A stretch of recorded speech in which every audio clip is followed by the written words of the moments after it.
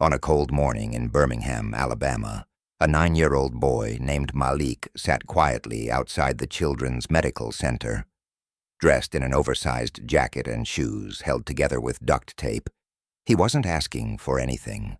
He wasn't begging, nor was he drawing attention to himself. Malik simply sat on a piece of cardboard, sketching in his weathered notebook, watching the world around him. Most people passed him by without a second glance, assuming he was waiting for someone or had a parent inside the hospital. No one knew that Malik had been coming to this spot every Saturday for weeks, silently observing, waiting. Across the street, parked by the hospital entrance, sat a dark silver Range Rover. Inside, Richard Stevens, a successful businessman in his late 40s, stared at his daughter Lily, who sat silently in the back seat.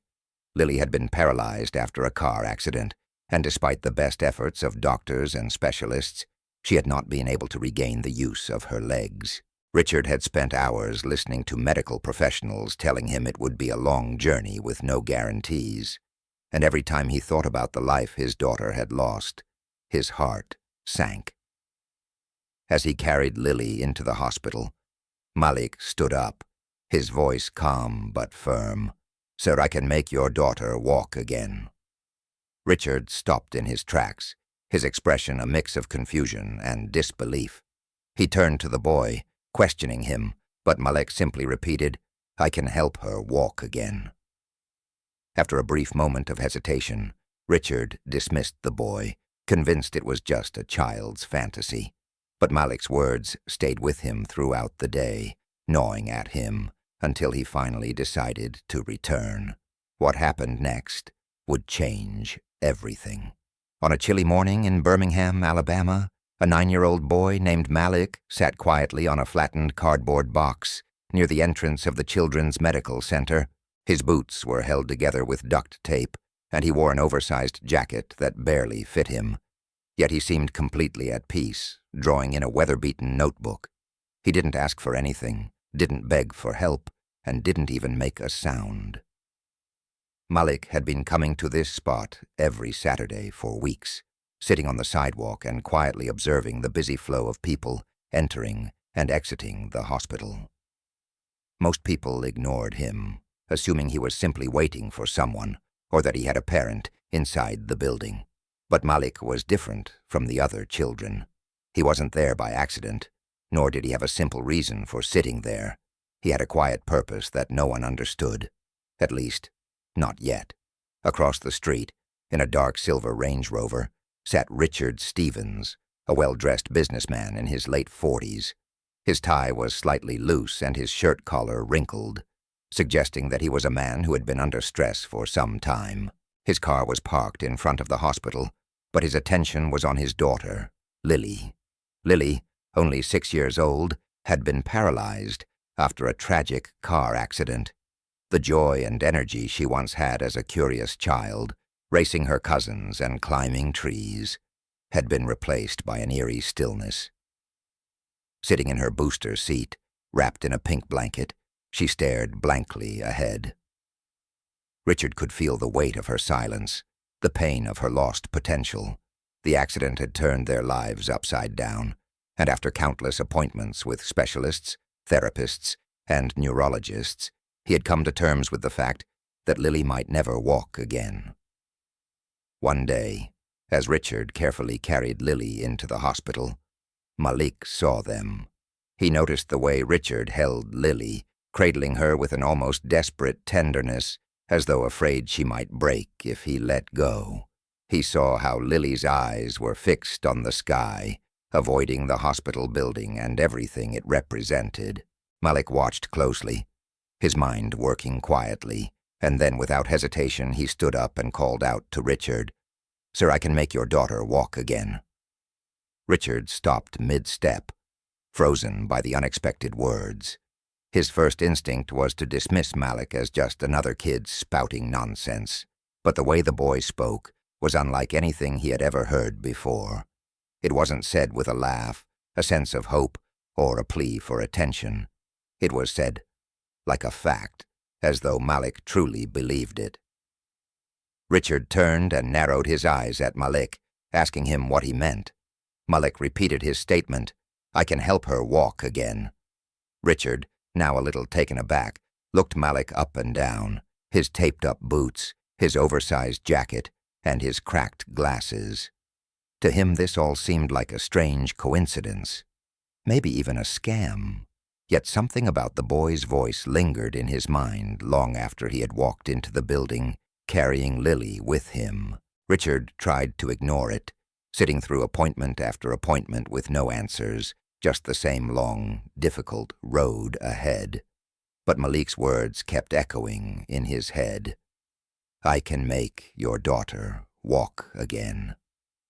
By early afternoon, as Richard and Lily exited the hospital, the cold still sharp in the air, Richard glanced over and saw Malik sitting there, exactly where he had been before.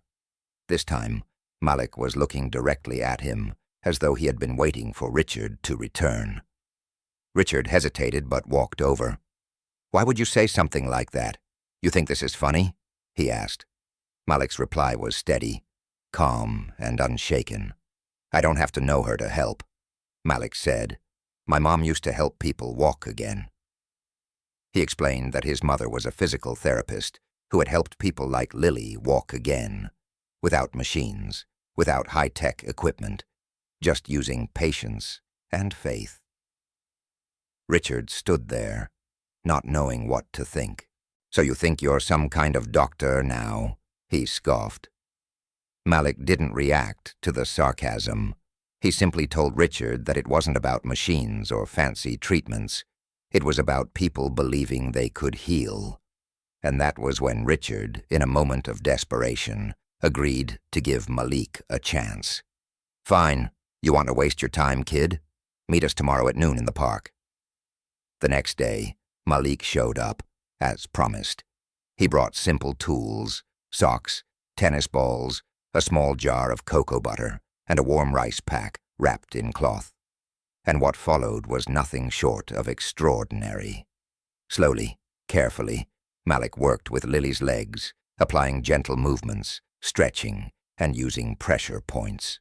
Over time, Lily began to respond. It wasn't a miracle, but it was progress.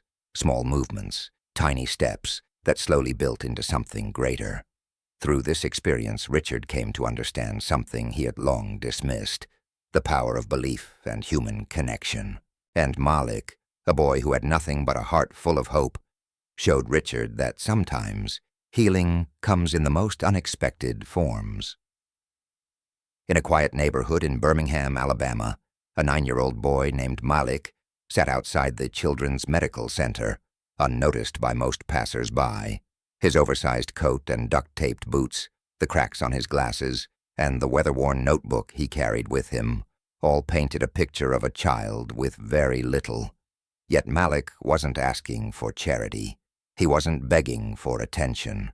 He sat there quietly, observing the comings and goings of patients, medical staff, and visitors to the hospital. People assumed he was just waiting for a parent or a ride, as many children often do. But Malik wasn't like the others. He wasn't there by accident. He was there for a reason, though no one could yet see it. Across the street, Jonathan Reeves, a well-dressed businessman in his 40s, sat inside his shiny Range Rover, waiting for his daughter. Inside the car was 6-year-old Lily, a child whose life had been irrevocably changed by a tragic accident. Before the accident, she was an active, playful child, full of life and energy. But after the crash, Lily was left paralyzed from the waist down, leaving her and her family in an emotional and physical struggle. Jonathan, who appeared strong on the outside, was internally worn down by the long road of therapies, tests, and doctor's appointments, none of which seemed to bring any real hope for his daughter's recovery. One morning, as Jonathan carried Lily into the hospital, he crossed paths with Malik. The boy observed Jonathan's careful movements, how he cradled his daughter like she might fall apart. He saw the sadness in Lily's eyes as she avoided looking at the building she had visited so many times. Without thinking, Malik stood up and called out to Jonathan, "Sir, I can make your daughter walk again." Jonathan was taken aback by the words. He looked down at Malik, unsure whether to laugh or dismiss the boy's claim. The way Malik spoke wasn't with the excitement of a child telling a joke. It was calm, firm, and sincere. Malik wasn't asking for anything. He wasn't pitching a solution. He was simply stating something he believed to be true. For a moment, Jonathan hesitated, unsure whether to engage with the child or walk away. Ultimately, he decided to let it go, thinking it was just the ramblings of an eccentric boy. But the words stayed with him. As Jonathan went through the motions of Lily's appointment, he couldn't shake the thought of Malik's simple yet powerful statement. Hours passed, but Malik's words continued to replay in Jonathan's mind like an echo. "I can make your daughter walk again." He had tried everything: doctors, specialists, therapies, yet the promise of hope from a child with no formal training stirred something within him. Later that afternoon, as Jonathan and Lily left the hospital, Malik was still sitting there, just as he had been before. This time, Jonathan walked over to him. "Why would you say something like that?" Jonathan asked, trying to hide the skepticism in his voice. Malik didn't flinch or back down. He explained that his mother, a physical therapist, had taught him how to help people walk again, using only her hands, patience, and faith. Malik recalled seeing his mother work with a man who had been in a wheelchair for 5 years and helped him walk again. Jonathan, still skeptical, couldn't help but admire Malik's calmness. This wasn't a scam. The boy wasn't trying to sell anything or trick him into anything. "How much would this cost?" Jonathan asked, but Malik replied, "I don't want your money." He wasn't offering a service. He simply wanted to help, to give Lily a chance. Eventually, Jonathan agreed to meet Malik the following day at a nearby park, unsure of what to expect. The next day, as promised, Malik was there, prepared with simple tools: socks, tennis balls, and a warm rice pack. He worked with Lily's legs, gently moving them, stretching them, and helping her become aware of her body again. It was a slow process, but after a while, Lily started to feel the movements in her legs, tiny responses that hadn't been there before. As the weeks went on, Jonathan began to notice small improvements in Lily. She was moving her legs more, feeling her muscles react, and the sense of hopelessness that had once consumed their family began to fade. For Jonathan, it wasn't just about the physical progress, it was about the emotional transformation. He had learned that sometimes the most powerful healers are not those with degrees or fancy medical equipment, but those who show up, believe, and offer their hearts. Malik's presence in their lives changed everything. He didn't just give Lily back a sense of movement. He gave Jonathan a renewed sense of hope. Through the simplicity of his actions, Malik showed Jonathan that miracles don't always come from high-tech machines or hospitals. They sometimes come from a child who simply believes in the impossible. In a quiet corner of Birmingham, Alabama, a 9-year-old boy named Malik Carter sat on a flattened cardboard box outside the Children's Medical Center. His oversized coat, patched boots, and weather-worn notebook made him look like a child who had little to offer the world. However, in Malik's quiet, observant way, he held a gift that no one had noticed yet. Every Saturday, he would sit there, watching the people coming and going, making no demands, and simply waiting for the right moment. The hospital staff had long stopped asking him to leave, as Malik didn't cause any trouble. He didn't beg for money or attention, but he had a purpose.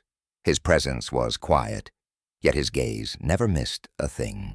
On the other side of the street, Jonathan Reeves, a successful businessman, sat in his sleek Range Rover. He was dressed sharply, with a loosened tie and a wrinkled collar, waiting for his daughter to finish her medical appointments. Inside the car was Lily, Jonathan's 6-year-old daughter, whose life had been torn apart by a tragic accident. The once energetic and joyful child was now paralyzed from the waist down, unable to move or walk. Jonathan had been to countless appointments with her, listening to endless specialists and therapists. They all said the same thing: a long road ahead, patience, and time. But none of them gave him the one thing he desperately needed: hope. As Jonathan carefully carried Lily towards the hospital entrance, Malik noticed them. His keen eyes saw how Jonathan gently cradled his daughter, his movements tender but filled with an undeniable sadness. Lily's eyes were fixed on the sky, avoiding the hospital building. Malik stood up, his small figure barely noticeable among the bustling crowd, and called out to Jonathan, "Sir, I can make your daughter walk again." Jonathan froze mid-step. His first instinct was to brush off the statement as a bizarre joke, but something about Malik's voice made him hesitate. The boy wasn't laughing, wasn't pleading. He simply spoke with quiet conviction. "What did you just say?" Jonathan asked, confused. Malik didn't flinch, and with calm determination, he repeated, "I can help her walk again." Jonathan's skepticism grew, but the sincerity in Malik's voice was undeniable. He looked at the boy's tattered clothes and cracked glasses, assuming it was a scam or some sort of delusion. He didn't have time for this, and without another word, he walked inside with Lily. But Malik's words lingered in Jonathan's mind. Despite the cold, sterile environment of the hospital and the countless medical professionals who had offered little more than well-meaning platitudes, Malik's statement felt different. It was clear, straightforward, and most unsettling of all, it felt possible. He couldn't shake the thought. Could this child really offer him what no doctor could? Later that afternoon, as Jonathan and Lily left the hospital, they saw Malik again, still sitting on the same box. This time, Jonathan walked up to him, his curiosity piqued. "Why would you say something like that?" Jonathan asked. "You don't know my daughter. You don't know what we've been through." Malik looked up at Jonathan, unfazed. "I don't need to know her to help," he replied simply. "My mom used to help people walk again. She taught me things. The body remembers what it once could do, even if it takes time to reconnect." Jonathan was stunned. "So, you watched your mother help people, and now you think you can do the same?" he asked, his voice tinged with disbelief. Malik nodded. "She didn't need machines or fancy equipment," he said. "Just her hands, her patience, and her faith." The simplicity of the words hit Jonathan harder than he expected. He had tried everything: medical equipment, physical therapy, countless specialists, but none of it had brought his daughter the real progress he so desperately wanted. Still skeptical, Jonathan agreed to meet Malik the next day at a nearby park. The following day, Malik arrived at the park, prepared with a small gym bag, a towel, and a few simple items: socks, a tennis ball, and a warm rice pack. He didn't have a clinic or any fancy equipment, just his knowledge and determination. As Jonathan observed, Malik worked with Lily's legs, gently moving them, stretching them, and encouraging her to feel what had been long dormant. It wasn't a miracle, but for the first time in a long while, Jonathan saw small movements, tiny signs of progress. What started as a single boy's offer to help became the spark of something much bigger. Jonathan's skepticism began to fade, replaced with something more profound: hope. He realized that Malik's knowledge wasn't just a gift. It was a lesson in patience, care, and the power of belief. Malik didn't need credentials or a doctorate. He needed to believe in something greater than himself, and that was enough to make a difference in Lily's life and Jonathan's. In the heart of Birmingham, Alabama, a quiet and seemingly insignificant boy named Malik Carter had spent several weekends sitting near the entrance of the Children's Medical Center, watching the comings and goings of the families who arrived with hopes of healing. He didn't beg for money, didn't ask for attention. Instead, he simply watched, his worn clothes and patched-up boots telling the story of someone who had seen hardship but still held on to a quiet kind of strength. Malik, just 9 years old, had no visible signs of wealth or status. Yet he possessed something far more powerful than most, an understanding of healing that wasn't based on machines or medicine, but on touch, patience, and belief. He had learned it from his mother, a former physical therapist, who had taught him that the body remembers what it once could do, even when it seems impossible. One day, a man named Jonathan Reeves walked into the hospital with his daughter, Lily. She was 6 years old, but her bright eyes had dulled after a tragic accident left her paralyzed from the waist down. Jonathan, a successful businessman, had been to numerous doctors, therapists, and specialists, all promising hope. But nothing had worked. His daughter had stopped walking, and with her, a part of Jonathan had stopped hoping too. The doctors had told him there was no miracle cure, just a long, painful road ahead. As Jonathan carried Lily into the hospital, Malik saw them. He noticed the way Jonathan held her, as though afraid she might break. It was a look Malik had seen before, the look of a father who was running out of answers. Without hesitation, he stood up, walked toward them, and made a claim that seemed ridiculous to Jonathan. "I can make your daughter walk again." Jonathan, startled by the confidence in Malik's voice, turned to him. The boy's words weren't a joke, nor were they delivered with the wide-eyed hope of a child who had no understanding of the situation.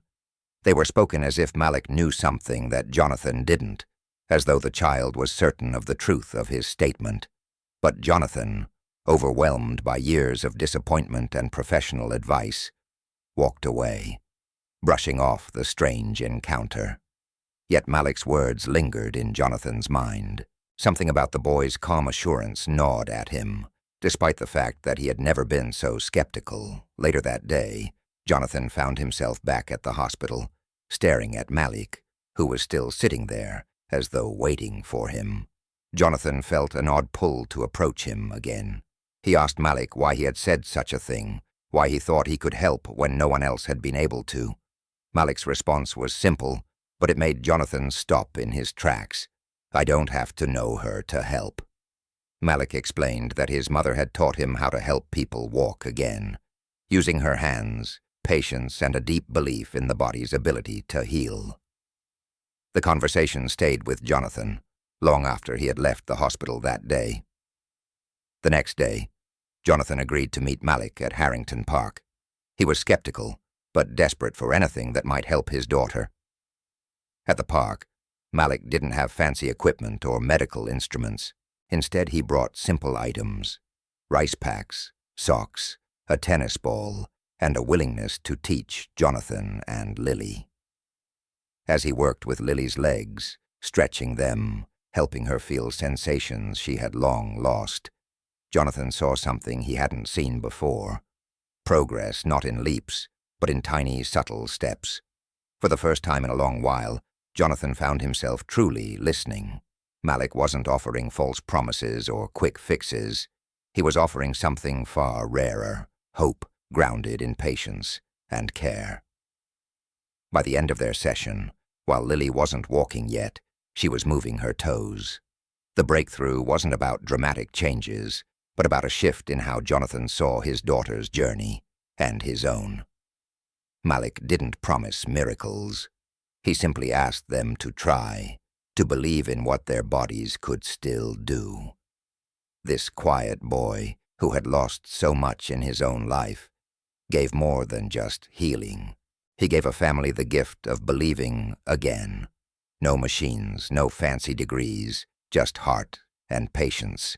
In Birmingham, Alabama, Malik Carter, a 9-year-old boy with worn clothes and duct tape on his boots, was more than just a fixture at the local children's medical center. He was a quiet, observant soul who held a knowledge far beyond his years.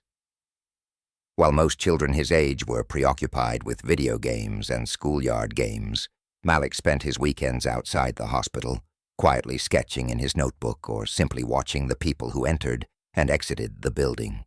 He never begged, never asked for anything, but what he had, and what most people didn't realize, was a rare gift, an understanding of healing that had been passed down to him by his late mother, a former physical therapist. One day, as he sat near the entrance of the hospital, he noticed Jonathan Reeves, a wealthy businessman, carrying his daughter, Lily, who was paralyzed from the waist down after a car accident. Lily had been the picture of health, once running and playing like any other child, but now she was confined to a wheelchair, her future uncertain. Jonathan, tired of the constant medical visits and the long empty promises from specialists, was out of hope. His daughter's condition had worn him down, and the idea of ever seeing her walk again seemed impossible. Malik, however, didn't see impossibilities. As Jonathan walked past with Lily in his arms, Malik stood up and called out to him, offering an unexpected statement. "I can make your daughter walk again." Jonathan, taken aback by the audacity of the young boy, ignored the comment and proceeded into the hospital. But as the hours passed, Malik's words echoed in his mind, like a lingering question that wouldn't leave him. What if the boy was telling the truth? What if there was something to it? The next day, Jonathan returned to the hospital, and once again he saw Malik, still sitting on the same cardboard box, looking directly at him as though he knew Jonathan would come back. With a mix of skepticism and curiosity, Jonathan approached Malik and asked him why he had made such an outrageous claim. Malik, calm and steady, explained that his mother had taught him to help people walk again, using simple techniques, not machines or drugs, just hands-on healing with patience, attention, and care. At first, Jonathan didn't believe him. After all, this was a child, with his duct-taped boots and worn-out clothes, claiming to have the power to heal his daughter. But something about Malik's unwavering confidence got to him. He agreed to meet Malik the following day at Harrington Park, where Malik promised he would show Jonathan and Lily something that could help. When Jonathan and Lily arrived at the park the next day, Malik was ready. He didn't bring any fancy equipment or medical devices, just a simple gym bag, a towel, and some basic supplies. He gently worked with Lily's legs, using heat packs to relax her muscles and helping her stretch in ways that she hadn't been able to before. Over time, he showed Jonathan how to assist Lily without pushing her too hard, encouraging small movements, such as wiggling her toes. It wasn't a miracle cure, but it was a start, an important shift that Jonathan hadn't expected. Each week, Malik continued to visit the park, helping Lily move her legs more and more. He taught Jonathan how to support her, building trust and patience between them. And as Lily's muscles started to regain their function, Jonathan began to believe. He didn't just believe in Malik's methods, he believed in the power of presence and faith, something that his wealth, medical degrees, and status could never have taught him. One Sunday, after several weeks of working with Malik, something extraordinary happened. Lily took her first steps. It wasn't perfect, but it was progress, something that Jonathan had once thought was impossible. As the crowd at the park watched in awe, Jonathan caught Lily in his arms, his heart overflowing with emotion. He hadn't just witnessed a miracle, he had seen a child's resilience, and a boy who had nothing but a heart full of care change everything. What Malik had given to Jonathan and Lily wasn't just healing. It was a lesson in perseverance, in belief, and in the power of showing up when the world had given up. Malik may have been just a young boy with taped-up boots, but he had a gift far more powerful than anyone could have expected, the ability to help people believe in something better. At the heart of the Birmingham Children's Medical Center sat Ezekiel Zeke Carter, a quiet 9-year-old boy who wasn't like most kids. While others spent their Saturdays inside playing video games or running around the playground, Zeke could be found sitting on a cardboard box outside the hospital, watching, observing, and quietly sketching in his notebook.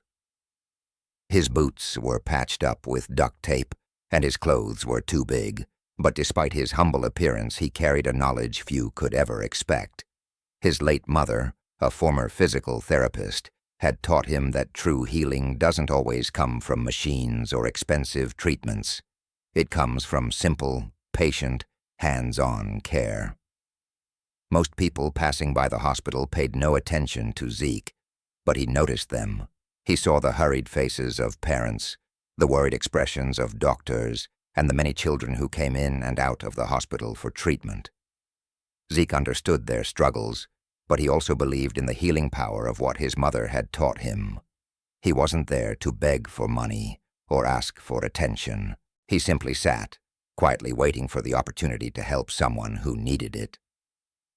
One afternoon, Jonathan Reeves, a successful but weary businessman, arrived at the hospital with his 6-year-old daughter, Isla. Isla had been paralyzed after a car accident, and her once vibrant and energetic life had been reduced to sitting in a wheelchair. Jonathan, who had watched his daughter's health deteriorate, had grown exhausted by endless medical appointments and specialists who told him that progress would take years, if it came at all. He had begun to lose hope that his daughter would ever walk again. As Jonathan carried Isla into the hospital, he didn't notice Zeke at first, but Zeke saw him. He noticed how Jonathan carefully held Isla, as though she might break. He noticed the sadness in Isla's eyes, the way she refused to look at the hospital, and the way her body felt too light for a 6-year-old. Zeke, with his quiet confidence, stood up and called out to Jonathan, "I can make your daughter walk again." At first, Jonathan dismissed it as a foolish remark from a child with no understanding of what his family had gone through. But Zeke's calm, steady voice made him stop in his tracks. There was something about the way the words were said, not with doubt or hope, but as if Zeke truly believed it. Jonathan, skeptical yet intrigued, walked into the hospital, unable to shake off the thought that maybe, just maybe, there was something to Zeke's words. Later that day, Jonathan returned to find Zeke still sitting there, waiting. Zeke explained that his mother had taught him the healing techniques she used to help people walk again. "I watched her help a man walk after 5 years in a wheelchair," Zeke said. "She didn't have machines or nurses, just her hands, patience, and belief that the body remembers how to move, even when it forgets." Intrigued but still unsure, Jonathan reluctantly agreed to meet Zeke the next day at Harrington Park. What followed over the next few weeks would change Jonathan and Isla's lives forever. Zeke worked with Isla on simple stretches, teaching her how to use her muscles again, reminding her body how to move. He didn't promise miracles, but slowly, Isla began to show signs of improvement. Her muscles started responding, her toes wiggled, and Jonathan, for the first time in a long time, allowed himself to hope. What began as a simple act of kindness from a young boy grew into something much larger. Zeke's dedication, along with Isla's hard work, and Jonathan's willingness to trust in the process, led to the impossible becoming a reality. Isla took her first steps. It wasn't easy and it wasn't fast, but it was progress. Zeke had not only taught Isla to walk again, he had taught her father to believe again. As the weeks passed, Zeke continued to help other children at the park. He didn't ask for money or recognition. He simply wanted to help others the way his mother had helped him. And with each small victory, the community began to take notice. Zeke had become a symbol of hope, healing, and the power of belief. He showed everyone that even in the face of overwhelming odds, sometimes the greatest gift one can give is simply showing up and doing the best they can with what they have. By the time Zeke's story spread throughout the town, he was no longer just the boy with duct-taped boots. He was a healer, a teacher, and a symbol of strength. And the most powerful lesson of all was that true healing comes from the heart, not from machines or money.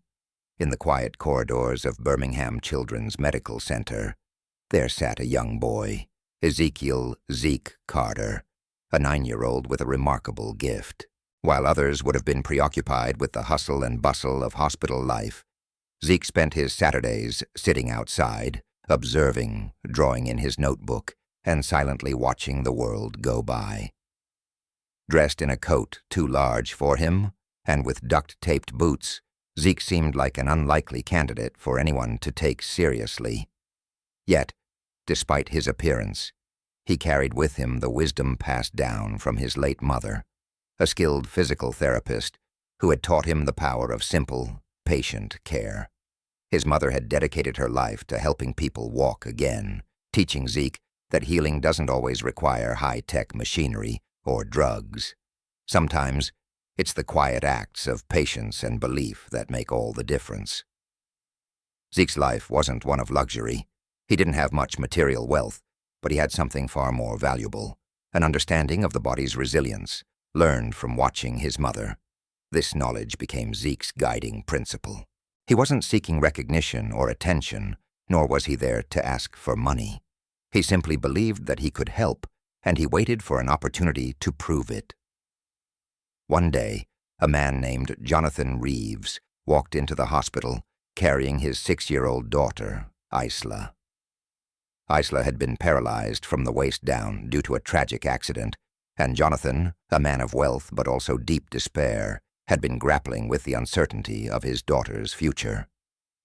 No doctor seemed able to offer hope, and the long list of therapists and specialists only spoke in terms of long waits and minimal progress.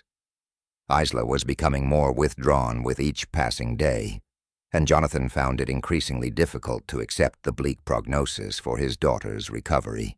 As Jonathan entered the hospital, carrying Isla in his arms, he didn't notice Zeke at first.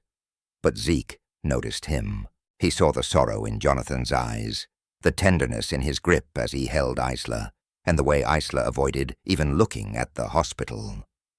Zeke, with a confidence rare in a child, stood up and called out, "I can make your daughter walk again." The words were simple, but laden with conviction, and they caught Jonathan off guard. Jonathan, initially dismissive, walked inside, trying to shake off the strange feeling that lingered from the encounter. But as the hours passed, Zeke's words echoed in his mind, refusing to be ignored. Something about the way the boy spoke, so certain, so calm, made Jonathan return, if only to see if there was some explanation to the child's cryptic claim. And when Jonathan asked, Zeke explained that his mother had been a physical therapist who helped many people regain the ability to walk. She had taught Zeke that the body can remember movements, even when the mind forgets. Skeptical but willing to listen, Jonathan agreed to meet Zeke the next day in a local park, unsure of what he was hoping to find, but desperate for a solution. What happened over the next few weeks would change both Jonathan and Isla's lives forever. Zeke began working with Isla, teaching her simple exercises, stretching her legs, and gently guiding her muscles to recall their lost movements. There were no fancy machines, no intimidating medical procedures, just a boy with duct-taped boots and the knowledge passed down from his mother, doing everything he could to help a little girl find hope again. As Isla's progress slowly started to show, her toes moving, her legs twitching, Jonathan's skepticism turned into something else: belief. Zeke had not promised miracles, but he had offered something far more valuable: patience, persistence, and faith. Slowly, Isla began to regain some movement in her legs. It wasn't walking just yet, but it was the first sign that something was changing. Zeke's quiet dedication didn't stop with Isla.